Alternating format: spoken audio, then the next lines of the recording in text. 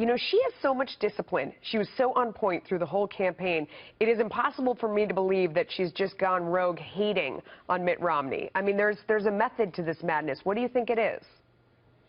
Well, we don't know, but you're right. There are two explanations for this. One is that it's authorized, that Mitt Romney has said, go out and do these things. Actually, that Donald Trump has said, go out and say these things about Mitt Romney.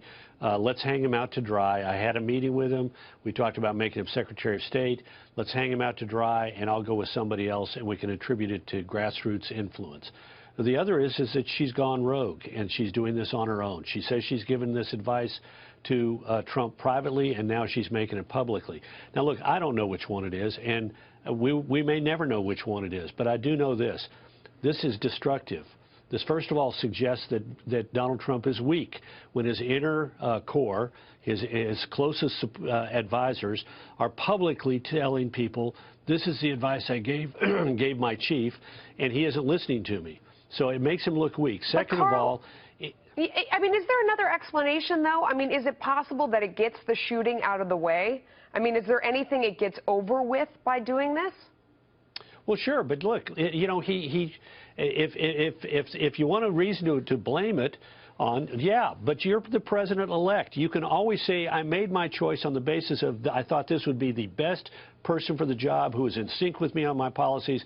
I looked at a lot of capable people, but I've settled on X. This one is going to make it look like, regardless of what he does, if he settles on Romney, it's going to be his closest advisors told him not to do it. If he settles on somebody else, it's going to be there was anger about Romney, and he couldn't stand up to that anger. It's better to have given that advice in private and let him make his decision one way or the other. And if it is a decision, you can tell him, look, I'm getting lots of negative feedback about Romney. I think this will blow up a great deal of your base.